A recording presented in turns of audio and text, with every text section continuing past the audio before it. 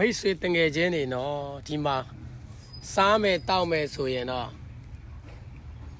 ကြောက်ဝိုင်းမဟာအောင်မြေကြောက်ဝိုင်းမှာလာခဲ့နော်ဒီမှာကြည့်အိမ်ကနေကျွန်တော်ရဲ့ဟောကျွန်တော်လိုရာဖို့ကျွန်တော်2005လောက်ကဝယ်တာထင်တာပဲကျွန်တော်လည်းမမှတ်မိတော့ကျွန်တော်ဆိုင်ကယ်လေးခုတည်းရှိပါတယ်ကျွန်တော်ကားလေးတွေပြီးသွားတော့ဆိုင်ကယ်လေးနဲ့ပဲသုံးနေရပါတယ်ဒီမှာကြည့်ကြောက်ဝိုင်းမှာမြိုင်စော်ဝင်းဆရာကြီးတင်နှန်းသားတွေနဲ့ပျော်နေတယ်နော်တင်နှန်းသားတွေကိုမျှဝေပြီးတော့စတိုင်တွေလုပ်နေတာမြိုင်စော်ဝင်းဆရာကြီးကတော့သူလှုပ်ချင်လှုပ်ရရင်ပျော်နေပြီအဓိကတော့လိုအပ်နေတဲ့ကြောက်စိမ့်နဲ့ပတ်သက်တဲ့ပညာရက်တွေတင်ကျင်နေတဲ့လူတွေကိုကျွန်တော်မျှဝေပေးနေရရင်ကျေနပ်တယ်ကြောက်ပညာကိုမှတကယ်လေ့လာမယ်ဆိုရင်မြိုင်စော်ဝင်းဆရာကြီးစီလာခဲ့ပါဆရာကြီးကတော့ကြောက်နဲ့ပတ်သက်တဲ့အတွေ့အကြုံမော်တက်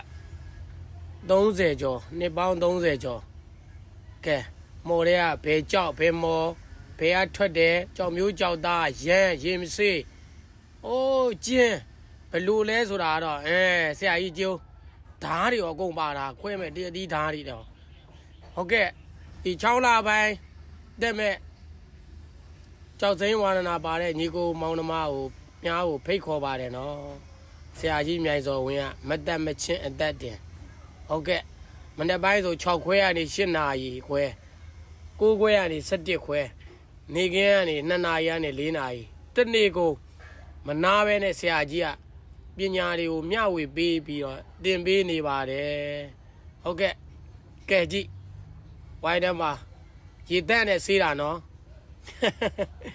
မြိုင်စော်ဝင်းကြောက်စိမ်းတင်တဲ့ဆရာကြီးကတော့ကြောက်ဝိုင်းမှာသမင်းစားအိုးစားခွက်တွေရောယူလာပြီးတော့ကိုကြောက်စိမ်းဝါဒနာပါတဲ့ညီကိုမောင်နှမများကိုတခါတည်းမတက်မချင်းအတက်တင်ပေးနေပါတယ်ဒါကျွန်တော်ရဲ့ပတ်ဝန်းကျင်မှာရှိတဲ့ခင်းရောင်နေတဲ့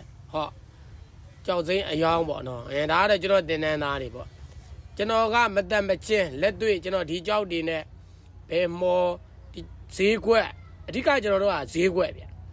ဈေးကွက်တိမှကြောက်တစ်မျိုးကအလုံးလုံးလို့ရတာနော်ကြောက်မျိုးကြောက်တာတိနေုံနဲ့ဘာမှလုံးလို့မရဘူးနော်ဟုတ်